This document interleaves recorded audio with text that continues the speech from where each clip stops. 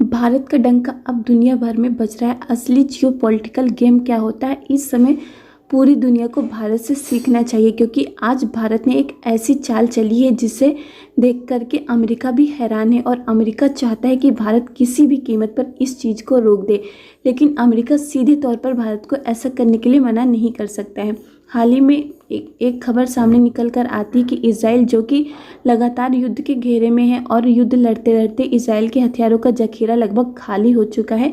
Israel के कई बम, missile, artillery gun खाली हो चुके हैं। अब इन्हीं के प्रोडक्शन के लिए इसराइल को काफ़ी ज़्यादा मात्रा में रॉ मटेरियल की आवश्यकता पड़ी है। इसराइल अगर चाहता तो डायरेक्टली इन हथियारों को अमेरिका से मंगा सकता था, लेकिन अमेरिका ने सीधे शब्दों में इसराइल को मना कर दिया है। और वहीं दूसरी तरफ इसराइल के प्रधानमंत्री के खिलाफ इंटरनेशनल कोर्ट में अरेस्ट वारंट जारी करने की बात चल रही है। लेकिन भारत, जो कि इसराइल का सालों पुराना दोस्त है, उसने मन बना लिया है कि वह किसी भी तरीके से इसराइल की मदद करेगा, चाहे उसके लिए अंतर्राष्ट्रीय स्तर पर भारत को कुछ भी सुनना क्यों न पड़े।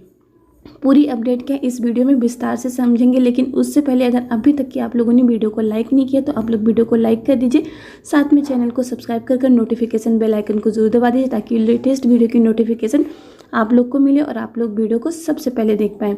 आपको याद ही होगा कि पिछले कुछ दिनों पहले एक खबर सामने निकल कर आती है कि भारत की तरफ से करीब 27 टन विस्फोटक लदा जहाज इसराइल को भेजा गया है। लेकिन यह जहाज स्पेन के रास्ते होकर इसराइल पहुंचने वाला था, लेकिन स्पेन ने अपने बंदरगाह पर इसे रोकने से मना कर दिया। भारत के द्वारा भेजा गया विस्फोटक और हथियार से भरा जहाज अब सीधे तौर पर इसराइल नहीं पहुंच पाएगा। कई दिनों से समुद्र में अटका यह जहाज अब चलने की तैयारी में है, लेकिन अब भारत किस रास्ते से यह विस्फोटक लदा जहाज इसराइल पहुंचाने वाला है, इसकी पुष्टि नहीं की गई है। लेकिन अब भारत इस विस्फोटक को किसी न किसी रास्ते से इसराइल पहुंचाकर ही मानेगा।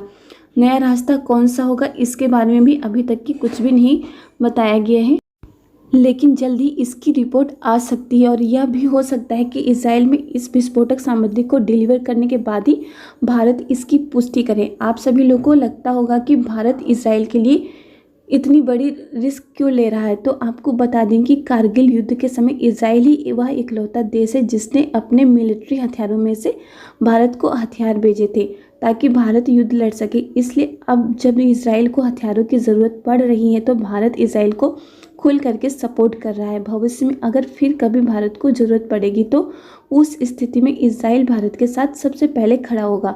इसराइल भारत को काफ़ी ज़्यादा मात्रा में हथियार एक्सपोर्ट करता है। भारत में बनाए गए कई डिफेंस इक्विपमेंट और पार्ट्स को इसराइल भेजा गया और इसराइल के द्वारा भारत को भी काफ़ी ज़्यादा हथियार एक्सपोर्ट किए गए हैं। इसराइल की ज़रूरत पड़ने पर भारत अपनी दोस्ती का फ़र्ज़ निभा रहा है, जो कि आपको क्या लगता है इसके बारे में कि यह सही है या नहीं सही है, आप लोग इस पर अपनी राय कमेंट करके बता सकते हैं। आप लोग को वीडियो पसंद है तो लाइक करिएगा और चैनल को सब्सक्राइब जरूर कर लीजिए। इस वीडियो में बस इतना ही। जय हिंद, जय भारत।